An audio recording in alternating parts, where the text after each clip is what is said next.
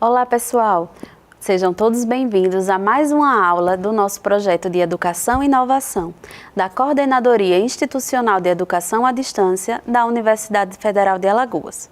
Eu sou a professora Camila Silva, sou administradora de formação e mestre em políticas públicas. Por isso, o tema da nossa aula será Políticas Públicas. Vamos discutir alguns conceitos introdutórios, já que o tema permite uma ampla discussão, né? Temos vários autores tratando do tema, mas aqui nós vamos apenas pincelar alguns conceitos principais relativos a essa temática tão importante.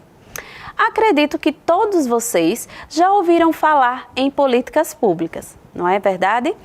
Seja num debate com os amigos, num debate com a família, num debate na academia, outras vezes na televisão, em um telejornal, em alguma novela, em algum programa.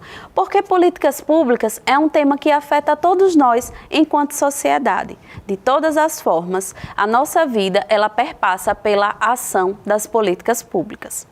Aqui na imagem, vocês podem perceber que nós temos um documento, não é, com uma assinatura no final.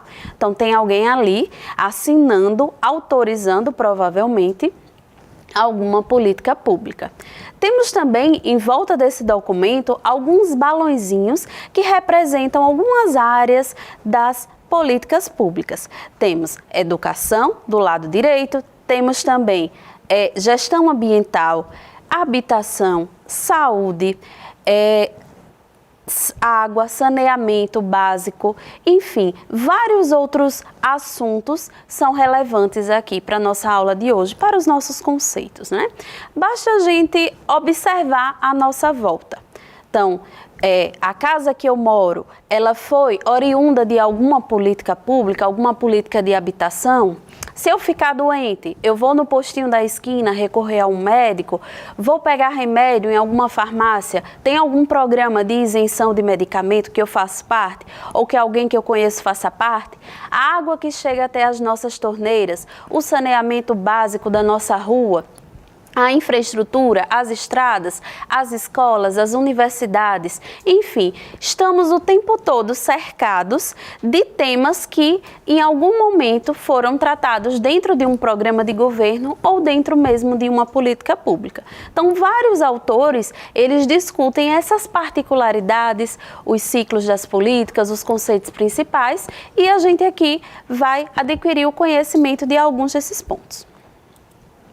Então, eu começo aqui com uma provocação.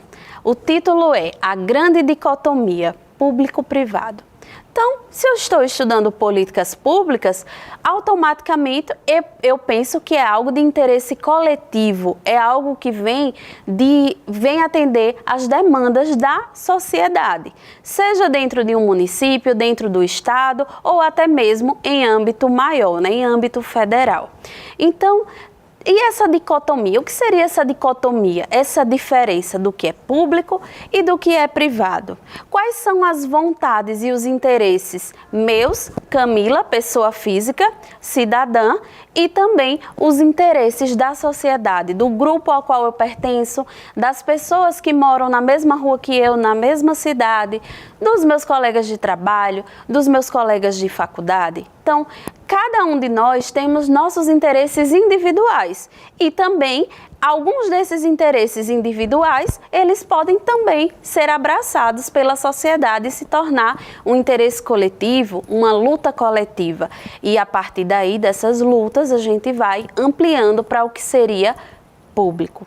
Todos nós, cidadãos, pagadores dos nossos impostos. Nossos impostos, eles são debitados na hora que eu vou fazer uma compra, na hora que eu vou pagar uma conta de energia, uma conta de água, quando eu vou abastecer o meu carro, quando eu vou comprar um remédio. Então, a tributação sobre qualquer produto ou serviço, ela acontece e ela é recolhida para o ente de direito, seja federal, municipal ou estadual.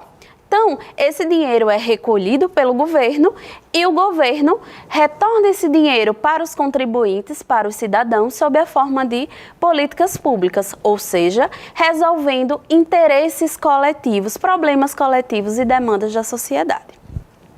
Aqui vocês podem observar essa divisão, público, privado. Então, o público, ele é pertencente a um grupo, né? Quando se diz assim, eu estudo em uma universidade pública, é uma universidade pertencente a toda a sociedade, né? Então, os interesses da atuação da universidade, eles se estendem para toda a comunidade acadêmica e para toda a sociedade. Então, aqui, se eu estou proferindo uma aula para vocês que estão realizando algum curso, seja de graduação ou seja um curso de extensão, essas informações que vocês estão aprendendo vão servir para a transformação da realidade social de onde vocês estão, né?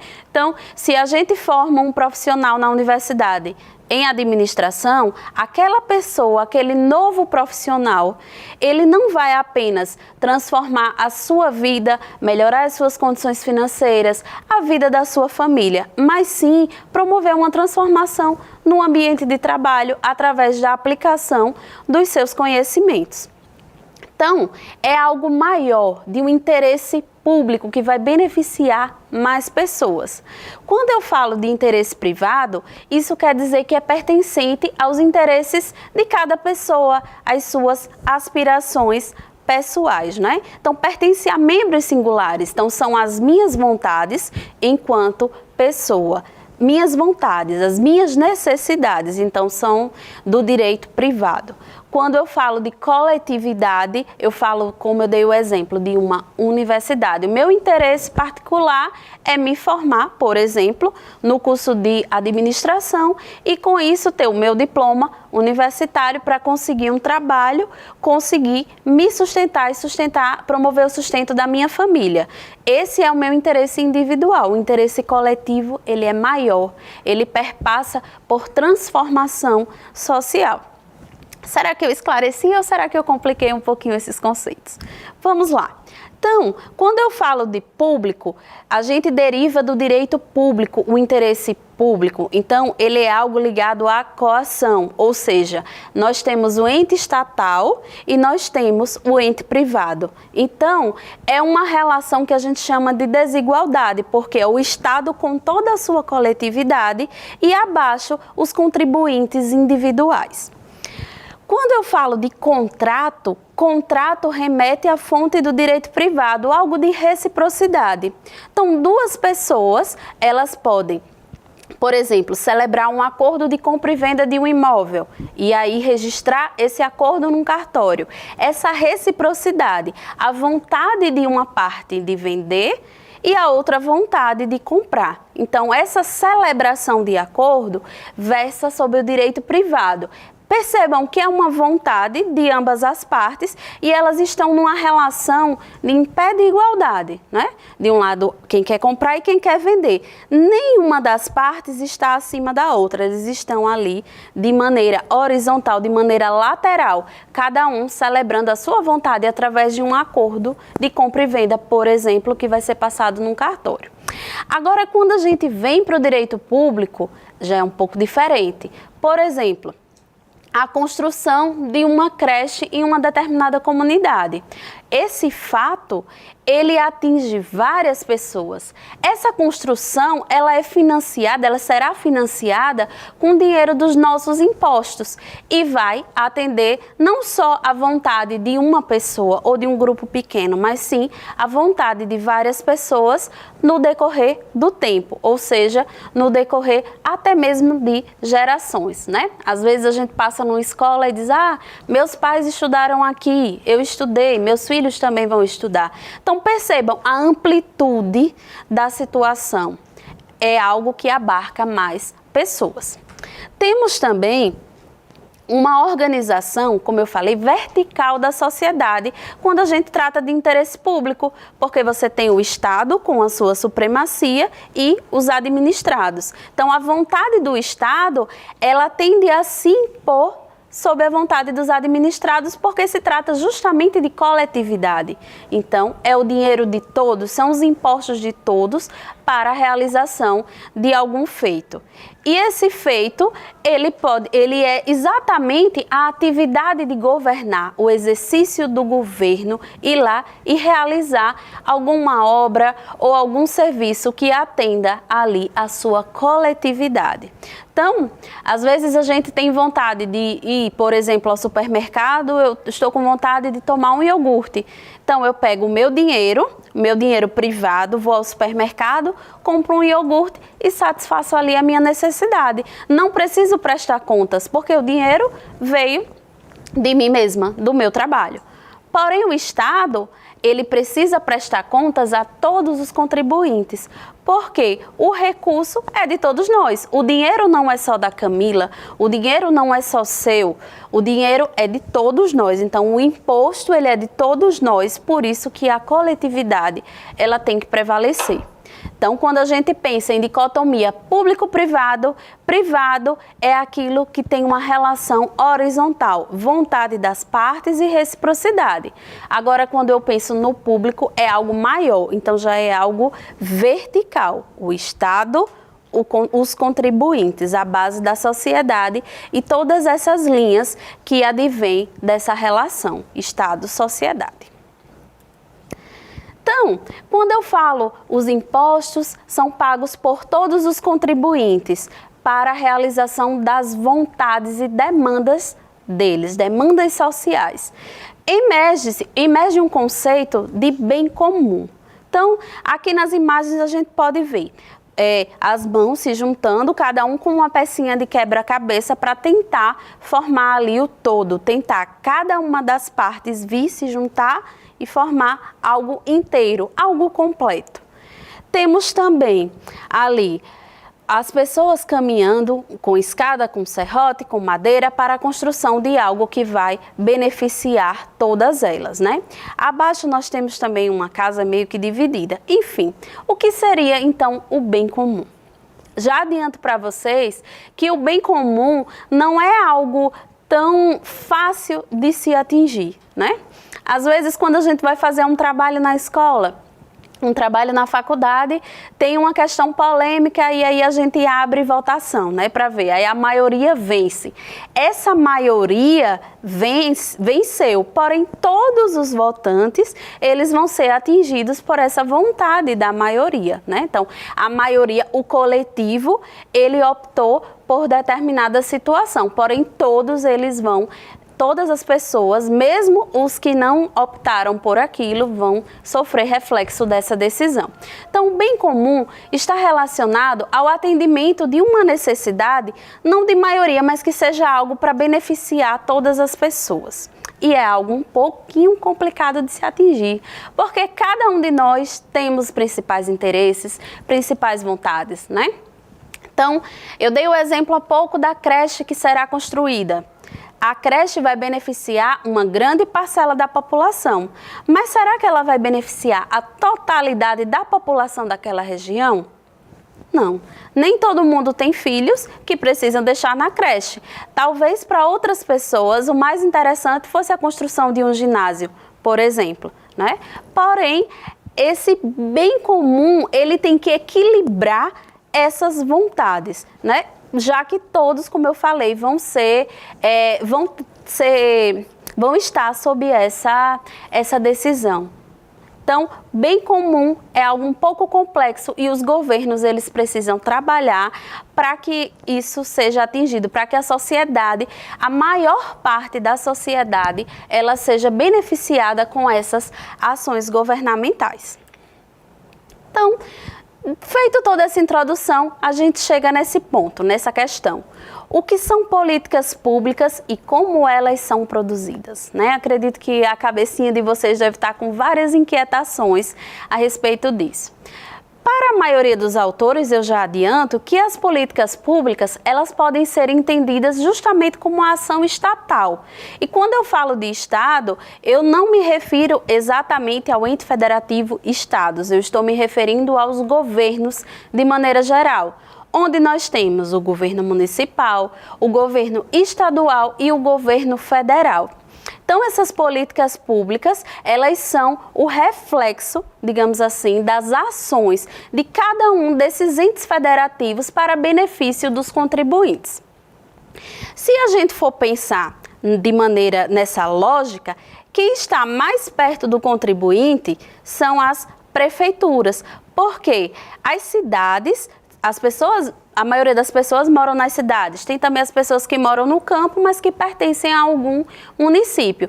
Então, os municípios, as ações deles, as políticas desenvolvidas, os programas de governo impactam de maneira, digamos, mais rápida aos contribuintes, como a construção da creche, como a pavimentação de uma avenida, a construção de uma avenida para desafogar o trânsito. Então, são exemplos de ações que impactam de maneira rápida os contribuintes. Em seguida, temos os estados também com as suas ações, promovendo a segurança pública da população, por exemplo, promovendo a educação, as escolas de ensino médio, as escolas de tempo integral. E ainda temos o governo federal, que também possui ações como a construção de uma rodovia, uma grande rodovia que vai ligar de norte a sul do país, por exemplo. Então, o governo federal também desenvolve ações para os contribuintes. Só que o impacto mais direto e rápido a gente consegue perceber nas prefeituras, porque é quem está mais próximo, né? Então, em outro momento, nós iremos discutir o sistema de arrecadação dos tributos, mas a lógica que eu quero que vocês entendam é essa: a prefeitura ela está ali mais próxima do contribuinte. Então, as ações, elas devem ser pensadas, esse exercício de governar deve ser pensado para atender a maior parte da população, principalmente as ações mais próximas ali do contribuinte. Então, aqui eu trouxe um conceito do SEC, né, que ele diz assim: políticas públicas tratam do conteúdo concreto e do conteúdo simbólico de decisões políticas e do processo de construção e atuação dessas decisões. Então, os governos, eles exercitam o ato de governar através das políticas públicas. Só que, vamos pensar um pouquinho, se essas políticas públicas, elas visam atingir toda a sociedade, ou pelo menos a maioria das pessoas com as suas decisões, e os contribuintes, que são os afetados e assistidos pelas políticas públicas, eles podem promover debates para que os governos tomem as suas decisões, já que eles são os principais interessados? Acertou quem disse que sim. Então, existem alguns mecanismos no ciclo de políticas públicas, como, por exemplo, a formação da agenda governamental, que eles dizem as pautas, digamos assim, os contribuintes discutem através de grupos organizados, grupos da sociedade organizados, para que as pautas elas adentrem na agenda e os governos, sim, possam autorizar a construção de determinada política pública, a criação, perdão. Então, os contribuintes, eles têm um papel fundamental, até porque os governos existem por conta dos contribuintes, para gerenciar e melhorar a qualidade de vida de todos nós enquanto cidadãos. Percebam a importância que nós temos enquanto sociedade. Podemos nos filiar a grupos, já que, como diz o ditado, juntos somos mais fortes. Então, às vezes, um grupo organizado, ele consegue colocar pautas de relevância na agenda governamental. Às vezes, um fato que ganhou uma determinada notoriedade, né, uma notoriedade pública através da imprensa, pode também vir a compor a pauta da agenda governamental.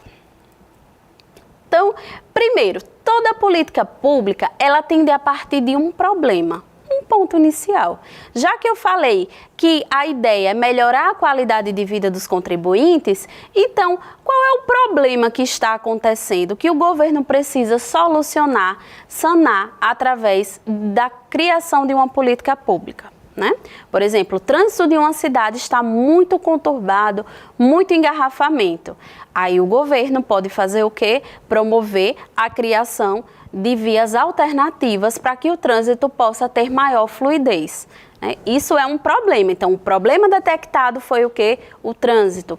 Outro problema pode ser a falta de escolas. A população jovem, ela é grande, temos poucas escolas para formar esses adolescentes. Então, o governo pode optar pela construção de mais escolas, de creches. Então, o primeiro passo para o desenho de uma política pública ou para a composição da agenda é o surgimento de algum problema.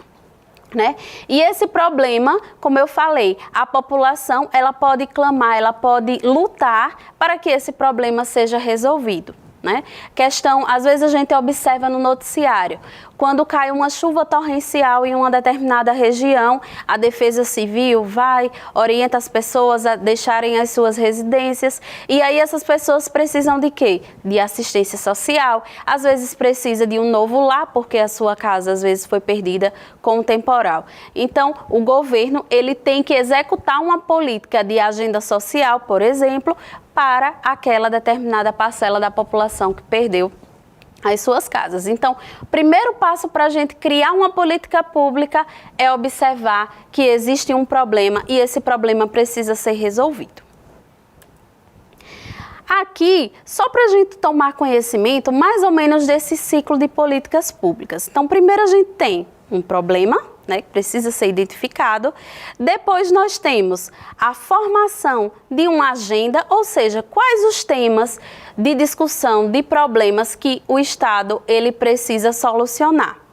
Para isso, para cada problema e solução, a gente primeiro elenca as alternativas, né? Temos uma fonte de alternativas, algumas fontes de alternativas para que a solução ela seja a mais acertada possível. Então, eu vou avaliar essas alternativas disponíveis para cada problema. Depois, acontece o processo de tomada de decisão, ou seja, de escolha de determinada alternativa, para aí seguir com a implementação daquela política, depois a avaliação e a extinção, se for o caso, né? Então, o ciclo de políticas públicas ele é composto por essas ações, né? Em resumo, nós temos a avaliação, que também é um passo muito importante, porque através da avaliação é que a gente vai verificar se o problema de fato ele foi resolvido através da criação daquela política pública. E aí sim, se a solução encontrada pelo governo, ela realmente foi a mais adequada e se o problema foi solucionado. Então, quem é que faz parte desse jogo? Eu falei aqui de governos, eu falei de sociedade, né? Então, nós temos os formuladores de políticas públicas, né? As pessoas que analisam as alternativas, que vão formatar como essa política pública ela deve ser feita. Temos os implementadores dessas políticas públicas, as pessoas que vão, de fato, implementar. Os interessados, onde a sociedade entra nessa fase, né? Somos todos nós interessados na política pública, já que vai resolver um problema nosso. Temos os beneficiários, que também fazem parte da sociedade, os políticos, os burocratas e a imprensa. Então, como eu falei para vocês, a imprensa também ela pode propor um determinado problema para que o governo ele torne esse tema pauta da agenda governamental. Temos também os movimentos sociais, os conselhos e conferências, conselhos de classe e as conferências para discutir determinados temas, as câmaras e assembleias, Poder Judiciário, Ministério Público, comunidades epistêmicas e outros, enfim. Então, todo mundo faz parte do jogo, seja filiado a um movimento social, seja uma instituição, ou seja, qualquer um de nós aqui, enquanto contribuintes e enquanto cidadãos. Então, a participação popular, ela é muito importante no processo das políticas públicas. Como eu falei desde o início, todos nós somos interessados, porque quem financia as políticas públicas é a própria população. Então, todos nós, contribuintes, somos os financiadores dessa política executada pelos governos. Então, essa participação, ela é muito importante, né? A participação, ela pode ser individual ou por meio de grupos organizados. Muitas vezes essa participação, ela é apenas superficial ou fechada, mas ela também pode ser através de conferências, de audiências públicas, ela pode ter mais visibilidade também. A efetividade dessa participação exige algumas institucionalidades, ou seja, você pode também fazer parte de uma instituição para poder promover essa participação. Os conselhos e gestores de políticas, as audiências públicas, as conferências de políticas públicas também fazem parte desses mecanismos de participação popular.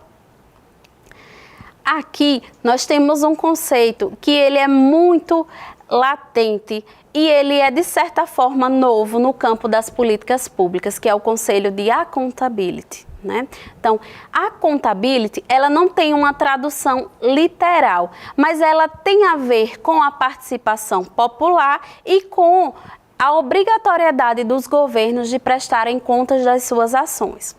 Essa accountability, segundo o O'Donnell, que é um dos autores das políticas públicas, ela pode acontecer de maneira horizontal ou de maneira vertical.